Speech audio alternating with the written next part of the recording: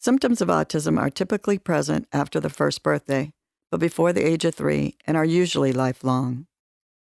Autism is identified by observing a person's behavioral development, as there is no medical test to diagnose autism.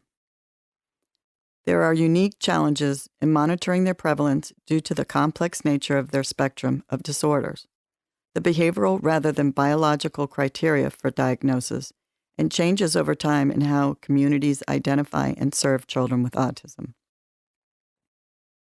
New diagnostic criteria for ASD.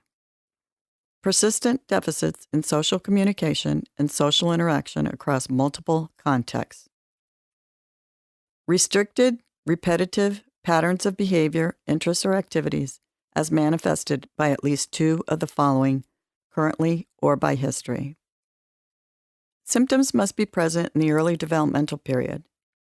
They may not become fully manifested, though, until social demands exceed limited capacities, or may be masked by learned strategies later in life. Symptoms cause clinically significant impairment in social, occupational, or other important areas of current functioning.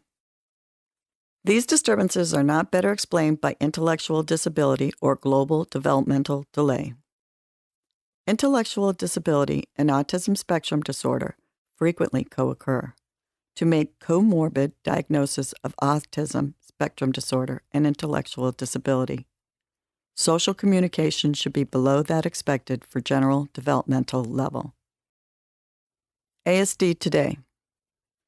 Individuals with well-established DSM-IV diagnosis of autistic disorder, Asperger's disorder, or pervasive developmental disorder not otherwise specified, PDD or PDD-NOS, should now be given the diagnosis of Autism Spectrum Disorder, ASD.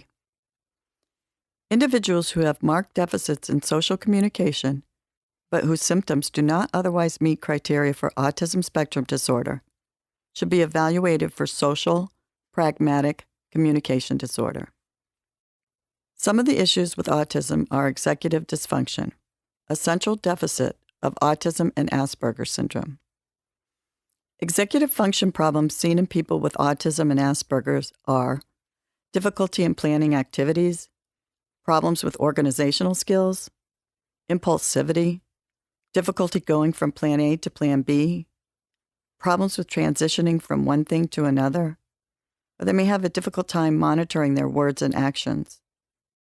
Executive function also is a problem because of challenging behaviors that are related to executive function. People with autism are not volitional. They are not trying to be difficult. They should not be mistaken for noncompliance or laziness. Executive function activities must be directly taught to an individual with autism.